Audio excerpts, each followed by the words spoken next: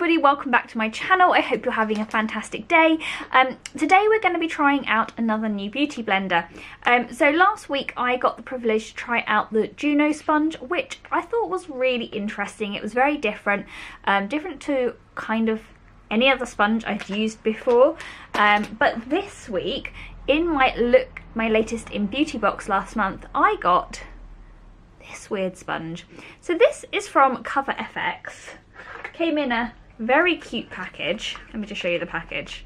Here we go. That's the package. Yeah, and it's called the Blend and Go Makeup Blending Sponge by Sports FX. It has a price tag of $4.99, and it has an angled tip. So apparently it's got 8 different sides, and it's quite chiseled. So the other thing I was going to say, so I've got my normal beauty blender here. It's about the same size as my normal beauty blender, but it's really soft, like softer than my beauty blender. It's more like almost like a rubber than a sponge. It's so strange. Literally, like it's just super squidgy. Yeah, really interested to try this one, to see what it's like. So we're going to do like half and half, like I've done in the past, with my normal foundation, my normal concealer, and what have you. Basically on the packet it just says to dampen it, so which is what I've done. It says prime, conceal and sculpt, highlight with liquid creams and powders for an airbrush skin. The rounded end can be used to create a flawless look, while smaller flat sides to allow precision and application.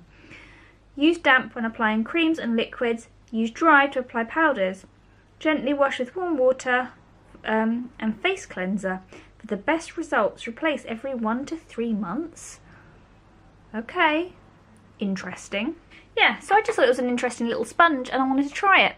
So that's just what we're going to do today. So just like in my last review, I'm going to link it above. I'm going to put 1.5 pumps on each hand just to see how much product the sponge soaks up, and apply each half down my face just to kind of, you know, give it a go. So today I'm using the Luminous Silk Giorgio Armani foundation, which is one of my faves. Just gonna give it a bit of a shake. I'm just gonna put it on. There we go. So that is 1.5 pumps. And first of all, we are gonna go in with my normal beauty blender and just start applying that all over the skin. It's a very fine moist foundation. I have primed my skin as well today. But it's just really, what's the word I'm looking for? It's a very lightweight foundation.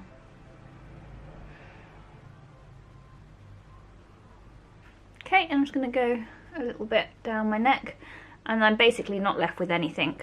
I know it takes about 1.5 pumps to do one side of my face with the normal beauty blender. And I'm just going to zoom in so you can kind of see the difference. I do have a spot today, nightmare, but you can kind of see the line down my face. So we're going to do the other side now. So again, 1.5 pumps, nothing on the hand.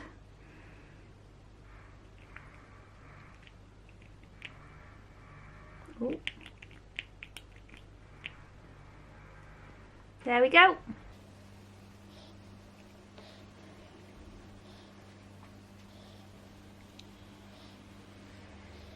This is literally just like absorbed all the foundation rather than putting it on my face. Just gonna have to go and use some more. Literally, it's all gone.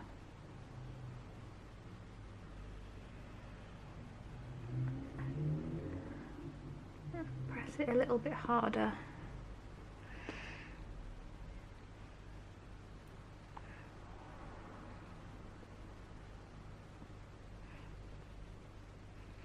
It's got a bit of a weird smell to it, this one. It's probably because it's just new, but it does smell like gym mats, like chlorine. Maybe. like cleaned gym mats. Weird. I mean, Sports FX is a like sports brand, so like for when you go to the gym. Okay, so I'm just going to go in with another like pump. There we go, got another pump.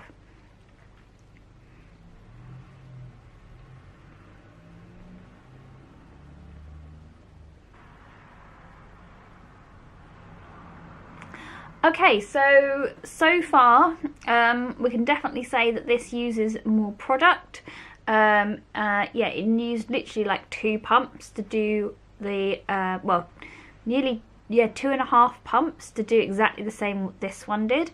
And I think it's just because it's softer, like it goes like deeper into the sponge and you have to like press it more, like almost like you're, like, whereas this one kind of the product sits on the surface more and you press it and it like pounces it in, whereas this one I feel like you have to almost like really like press it in into the skin, so it's slightly a different feel.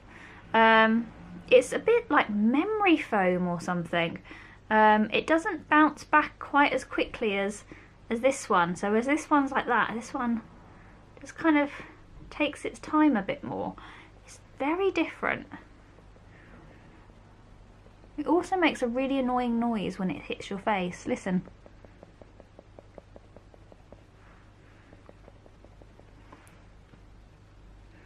This one's a little bit quieter.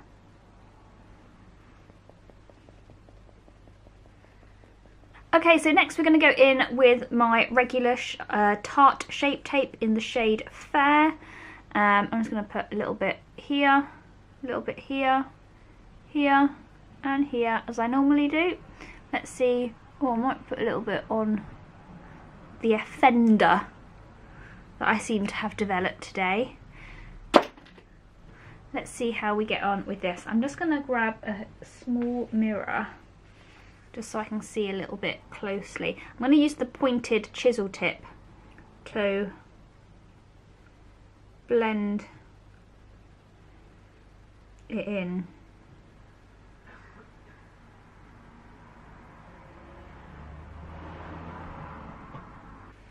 Okay, and now we're going to go in with my third and final concealer, which just kind of goes in my inner eye area where I get a lot of blueness, and I like to give it a real brightening effect.